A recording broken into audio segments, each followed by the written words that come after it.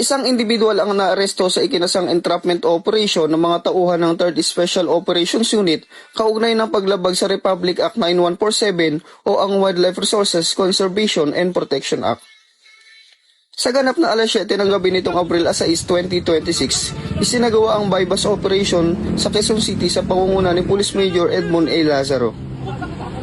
Kinilala ang suspect sa alias na Chris, 38 taong gulang, residente ng Caloocan City.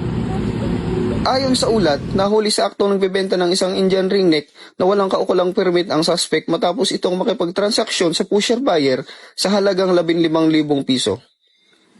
Nakumpiska mula sa suspect ang nasabing ibon na tinatayang nagkakahalaga rin ng 15,000. Agad na dinala ang suspect at ang mga ebidensya sa tanggapan ng 3rd Special Operations Unit para sa kaukulang dokumentasyon at disposisyon.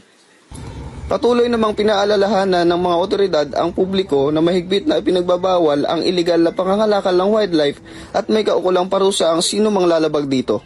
Mula dito sa 3rd Special Operations Unit, PNP Maritime Group, ako ang inyong PNN News Correspondent, Patrolman John Kelvin Q. Madangka, alagad ng batas, tagapagtaguyod ng balitang pulis, bagong PNP para sa bagong Pilipinas, serbisyong mabilis, tapat at nararamdaman.